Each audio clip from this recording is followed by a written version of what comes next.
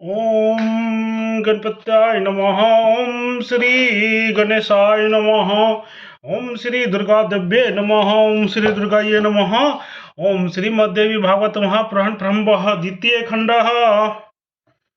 तुमेव माता च पिता तुमेव तुमेव बन्धुश्च सखा तुमेव तुमेव विद्याधृणं तुमेव शर्मं देवदेव। ओम नमः चंडिकाय नमः। ओम श्री दुर्गा देव्ये नमः।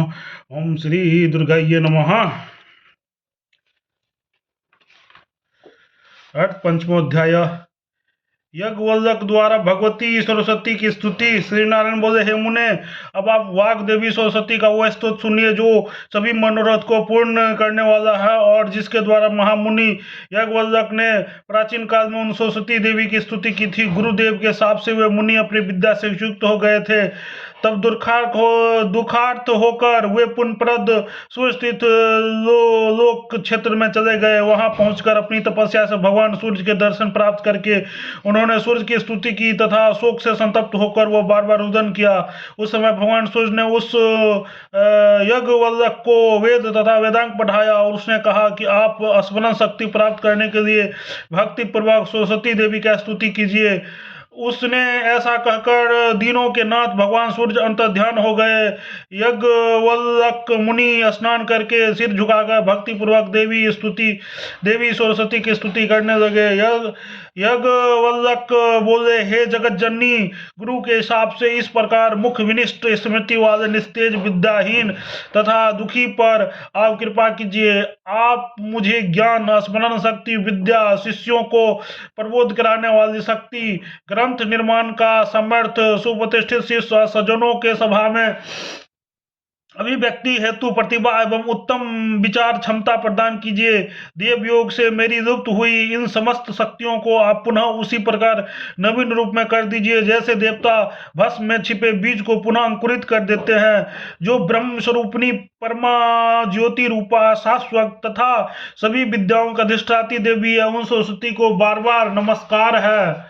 विसर्ग बिंदु तथा मात्रा इन दोनों में जो अधिष्ठान रूप से विद्वान है तथा जो उनके अधिष्ठात्री देवी है, उन नित्या देवी को बार बार नमस्कार है। वे भगवती सरस्वती व्याख्या रूपणी तथा व्याख्या की अधिष्ठात्री भी है, जिनके बिना सुप्रसिद्ध गणक भी गण कार्य नहीं कर सकते हैं तथा जो साक्षात काल संख्या स्वरूपणी है, उन देवी को बार बार नमस्कार है।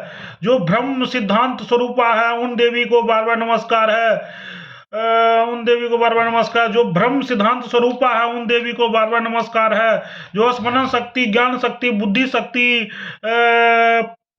प्रतिभा शक्ति तथा कल्पनाश शक्ति स्वरूपणी है, उन देवी को बार बार नमस्कार है। एक बार सनत कुमार ने ब्रह्मा जी के ब्रह्म ज्ञान के विषय में पूछा था। उस समय ब्रह्म सिद्धांत की व्याख्या करने में वे ब्रह्मा मुख की भांति अक्षम हो गए थे। उसी समय स्वयं परमात्मा कृष्ण वहां आ गए और उन्होंने कहा, है प्रजापति, आप भगवती सरस्वती को अपने इष्ट देवी बनाकर उनकी स्तुति कीजिए। परमात्मा श्री कृष्ण की आज्ञा पाकर ब्रह्मा जी ने उन सरस्वती की स्तुति की। इसके बाद वे सरस्वती की कृपा से उत्तम सिद्धांत का विवेचन करने में सफल हो गए। इसी तरह जब पृथ्वी ने शेषनाग से ज्ञान का एक रहस्य पूछा था, तब वे शेष भी मुख जैसे बन गए थे, सिद्धांत का विवेचन करने में असमर्थ रहे। तब अत्यंत व्यथी हृदय शेष ने कश्यप की आज्ञा के अनुसार उन सरस्वती की स्तुति की, तदंत भ्रम का नाश करने वाले उस पवित्र सिद्धांत का विवेचन कर सके।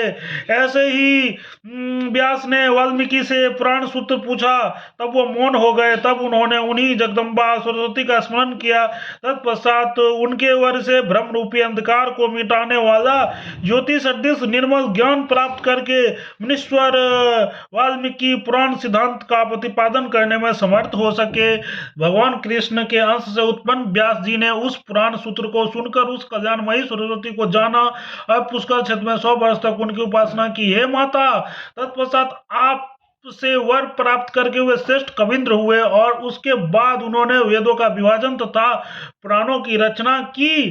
जब इंद्र भगवान शंकर से तत्व ज्ञान के संबंध में पूछा, तब क्षण भर उस सरस्वती का ध्यान करके ही शिव जी ने उस इंद्र को उपदेश दिया था। हे माता, जब इंद्र ने शब्द शास्त्र के विषय में बृहस्पति से पूछा था, तब उन्होंने पुष्कर क्षेत्र में दिव्य 1000 वर्ष तक आपकी आराधना की थी। तत्परांत आपसे वर प्राप्त करके वे 1000 दिव्य वर्षों तक देवपति इंद्र को शब्द शास्त्र का उपदेश करते रहे। इसी तरह बृहस्पति ने जिस शिष्यों को पढ़ाया, जिस मुनीश्वरों ने उनका अध्ययन किया, वे सब के सब उन भगवती सुरेश्वरी के सम्यक आराधना करके ही सफल हुए हैं। मुनीश्वरों, मनुगणों, मनुष्यों, दैत्येश्वरों तथा ब्रह्मा, विष्णु, शिव आदि देवताओं द्वारा भी सम्यक रूप से आपकी स्तुति तथा पूजा की गई है। 1000 मुख वाले शेषनाग, 5 मुख वाले शिव तथा 4 मुख वाले ब्रह्मा भी जिनकी स्तुति करने में जरूरत हो जाते हैं, तब मैं साधारण सा मनुष्य एक मुख से उन आपकी स्तुति कैसे कर सकता हूँ।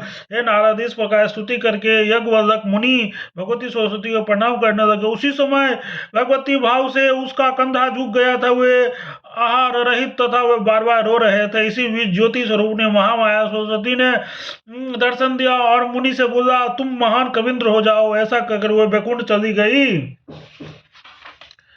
हे नारद, जो मनुष्य यज्ञवल्लभ के द्वारा रचित सरस्वती पाठ करता है, वो कविंद्र तथा बृहस्पति के समान वक्ता हो जाता है। यदि कोई महान मूर्ख तथा दुर्बुद्धि भी इस स्तोत्र का 1 वर्ष तक नियम पूर्वक पाठ करे, तो वह निश्चय ही पंडित, मेधावी तथा श्रेष्ठ कवि हो जाता है। इति श्रीमद्भागवत महापुराण संहितायां नवम स्कंधे यज्ञवल्लभ कृत सरस्वती स्तोत्र वर्णन पंचमोऽध्यायः। ओम तत्सत्। प्रेम से बोलो जगत जननी जगदम्बा माता की जय। प्रेम से बोलो जय माता दी, मिलके बोलो जय माता।